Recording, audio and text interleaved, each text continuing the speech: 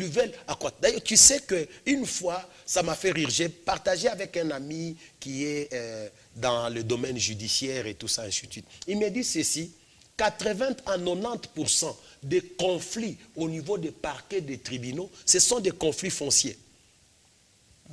Si vous y allez, la plupart des temps, il a vendu la maison d'autrui, il a empiété ma parcelle, il a pris ma parcelle. Donc, c'est tout ce qu'il y a là-bas.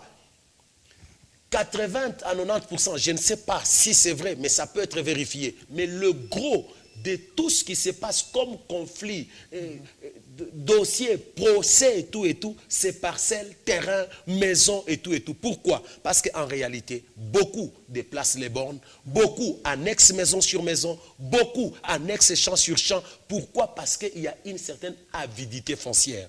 Je veux posséder, ça doit être à moi. Jusqu'à ce que je ne veux pas qu'il y ait quelqu'un ici, ça doit être moi, c'est seulement moi. Et aujourd'hui, il y a même des gens, ils prennent des maisons et ils les abandonnent. Pourquoi? Parce qu'en réalité, c'est juste le désir de posséder. Alors qu'il y avait quelqu'un là, on vient, on les chasse, la maison reste 5 ans, 6 ans, sans quelqu'un dedans. Soit on construit un chantier inachevé qui... Tout ça, parce que ça tombe...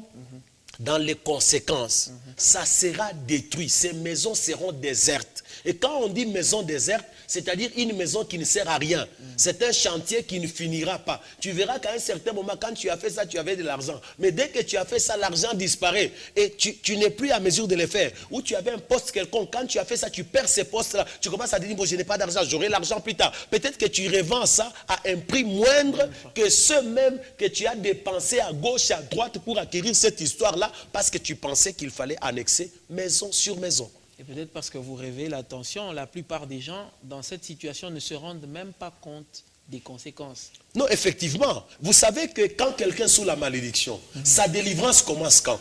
C'est quand il prend conscience de sa malédiction. Si quelqu'un ne prend pas conscience, il va rester. Au contraire, il va continuer à ajouter d'autres faits qui vont encore enfoncer. Pendant que je parle, peut-être que tu es en train de réaliser, tu te dis, oui, c'est vrai. Depuis cette affaire-là, mes histoires se sont bloquées. Depuis cette affaire-là, mais je n'ai pas terminé. Aujourd'hui, là, il y a des gens qui ont des parcelles non valorisées, alors qu'ils ont dépensé beaucoup d'argent pour obtenir ces parcelles, pour les ravir à quelqu'un, pour les déposséder à une personne. Mais comme ça se place sous cette loi-là, le Seigneur dit, ces maisons seront désertes.